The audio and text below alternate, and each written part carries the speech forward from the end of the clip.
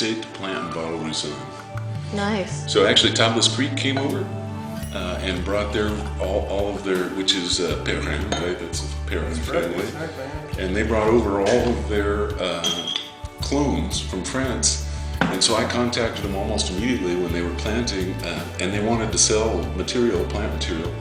And so I got their Roussanne almost immediately. Look at that tea. Isn't Roussanne supposed to have a tea Well, I aroma? can see a green tea element to this, yeah, or excuse me, jasmine almost. Yeah, yeah. It's not like a black tea or a green tea. It's more of a florally tea. So it just has kind of a pretty nose. People are always surprised that it's dry because when they smell it, they always think it's going to be sweet.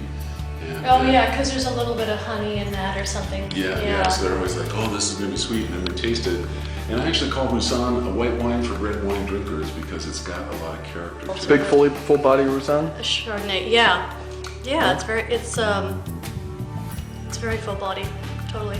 So that's why it's so good with spicy food, you know. It should be great with Thai food. Yeah, and also Mexican. See, most of our restaurants around here, the good food in our immediate area tends to be Mexican.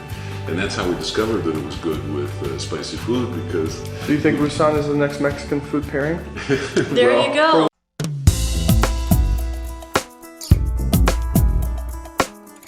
Go ahead. This is really good, actually. It's amazing. I love it. Well, it's $15. I mean, that's the other weird thing. I came back from Europe with this weird idea that wine should be affordable. It's a really good Pinot. It's a little more robust than Oregon Pinot. No, but you're right, exactly, but it's nothing I would have expected out of the state of Washington. Damn. Sarah, that's good Pinot. How many cases did you make? About 250. It's like a cherry pie. It tastes like a Pinot, but a Pinot which they make a good best of Glen out of. Which basically means a basic Pinot that is not made in its traditional area. However, it's that good that it could be drank every day. Great.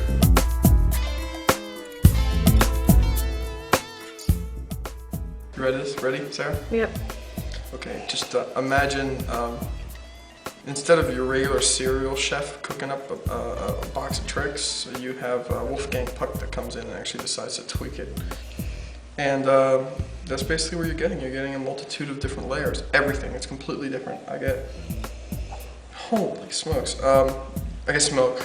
There's some pretty intense, deep dark colored smoke, almost charcoal colored smoke, I would say. Like a bright cherry. Oh my god, big bright cherries, exactly. Ooh, like licorice or something? Licorice, I don't get anisette. smokiness?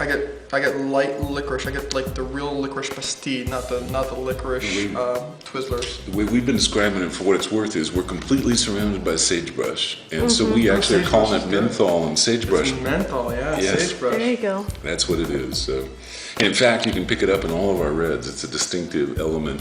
And I believe that the reason you can pick it up in our reds and not in other Washington reds, which are also surrounded by sagebrush, is because of the predominant use of new oak. I think the oak is covering that. I can't even put my finger on it. What do you think?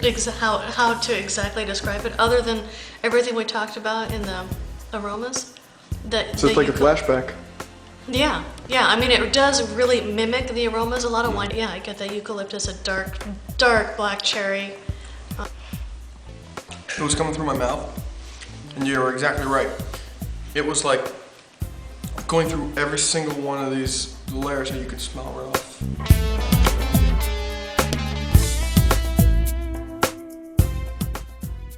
But there's a spicy element to it. How's that for a way to put it? So whether or not it's the anise or menthol. Yeah, it's not. I don't get like black pepper. It's more like a cinnamon or nutmeg type of I get sagebrush still. Here, can I try? Do you? Maybe a little bit of pine. I don't remember nutmeg though. That's an interesting. Yeah, nutmeg or cinnamon or something like that. Well, that is by far different than any other I Washington think it's just Syrah. once again, it's a European style. You know? Yeah, that's what I like about it though. I mean, I like Washington Syrahs too, but You know what I love about they this don't one? taste anything like a European Syrah. And literally the kind of wine where I could sit around and smell all day long. Well, the way I like to put it too is to kind of add to that is that when you finish a bottle of wine, you shouldn't say, "Oh my God, I'm sated. What do we eat?" Instead, you should be like, your mouth should be feeling fresh, and you should be like, what are we gonna open next? You know?